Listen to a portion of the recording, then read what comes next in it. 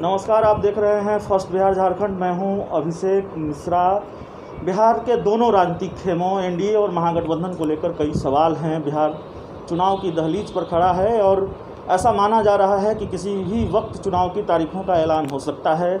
ऐसे में एनडीए और महागठबंधन दोनों में सीटों को लेकर पेच नहीं सुलझा है। कई और तरह की पेचीदगियाँ हैं जिनको लेकर कई सवाल हैं। उन सवालों पर बातचीत करने के लिए खासकर महागठबंधन में जो कुछ भी पेचीदगियाँ हैं और महागठबंधन से जुड़ी हुई ताज़ा अपडेट यह है कि रालोसपा के अध्यक्ष उपेंद्र कुशवाहा ने मुलाकात की है कल नेता प्रतिपक्ष तेजस्वी यादव से। तो हम बात करेंगे उपेंद्र कुशवाहा जी से और समझने की कोशिश करेंगे कि क्या बातचीत रही, सीटों की शेयरिंग को लेकर जो बातचीत है वो कितनी आगे बढ़ पाई है। सर, फर्स्ट बिहार में आपका स्वागत है। कैसी बातचीत रही है सर? बातचीत ठीक है, हम समझते हैं कि जल्दी बातचीत पूरी होगी, फिर बताएंगे आपको और डिटेल। नहीं, लेकिन ये लगातार कहा जाता रहा है कि देरी होती रही है। एक महागठबंधन के सहयोगी दलों में बेचैनी है चूँकि वक्त कम है और तैयारियों के लिहाज से अगर तय समय पर चुनाव होना है तो बेहद कम वक्त है। नहीं, बात बिल्कुल ठीक है कि अब तक तो हो जाना चाहिए था, नहीं हुआ तो देर तो हो ही रही है। और बेचैनी कोई पॉलिटिकल पार्टी के बीच ही नहीं है, बेचैनी जनता के बीच में भी है। जो जनता एक विकल्प के रूप में महागठबंधन को देख रही है, स्वाभाविक रूप से उनके अंदर भी यह बात है कि जल्दी से जल्दी चीज़ें तय हो जानी चाहिए थी। कल आपकी मुलाकात नेता प्रतिपक्ष तेजस्वी यादव से हुई है।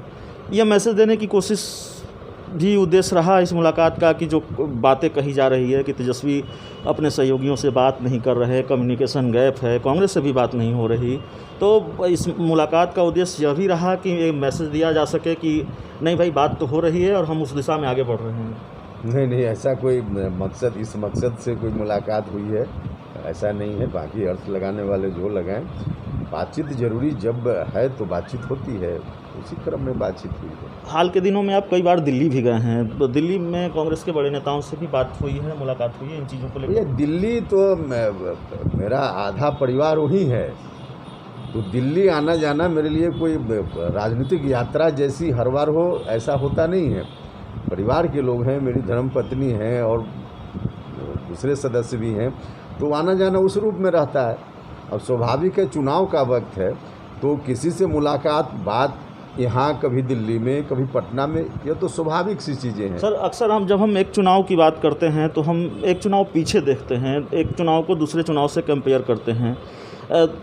जाहिर है आप नहीं बताएंगे या फिर आप इन सवालों से असहज हो सकते हैं कि कितनी सीटों पर चुनाव लड़ना चाहते हैं, कितनी सीटों की डिमांड है, लेकिन 2014 के लोकसभा चुनाव में आप एनडीए में थे या फिर 2019 के लोकसभा चुनाव में महागठबंधन ने आपको जो सीटों की हिस्सेदारी दी थी, उसी अनुपात में विधानसभा चुनाव की सीटों की हिस्सेदारी चाहते हैं? नहीं, देखिए, किस रूप में चाहते हैं यह सवाल नहीं। हमारे लिए सीट की संख्या महत्वपूर्ण नहीं है, हमारे लिए जनता के जो इशूज हैं ज़्यादा महत्वपूर्ण, इसलिए सीटों की संख्या का कोई मामला नहीं है। बाकी जो कुछ भी होना है इसको मीडिया के माध्यम से डिस्कस भी नहीं किया जा सकता। सीएम फेस पर भी क्लियर है सब कुछ, तेजस्वी यादव सीएम का चेहरा होंगे, उन्हीं के नेतृत्व में चुनाव लड़ा जाएगा। देखिए, आपके इस तरह के या इस सवाल का जवाब मैंने एक बार नहीं सैकड़ों बार दे दिया है, तो बार बार एक ही सवाल का जवाब देना कोई ज़रूरी नहीं। एक आखिरी सवाल है सर, पलायन को लेकर बिहार के डिप्टी सीएम सुशील कुमार मोदी ने एक बयान दिया है, मुझे उम्मीद है वो बयान आपने सुना होगा। एक इंटरव्यू के दौरान उन्होंने कहा कि बिहार के लोगों को पलायन में आनंद आता है, बिहार में पलायन की परंपरा है और 2 जून की रोटी कमाने के लिए कोई बिहार से बाहर नहीं जाता। लोगों को आनंद आता है इसलिए वो बाहर जाते हैं। इस बयान को किस तरीके से देखते हैं? देखिए, अब बिहार के डिप्टी सीएम का इस तरह का बयान बहुत ही दुर्भाग्यपूर्ण है, निंदनीय है, आपत्तिजनक है।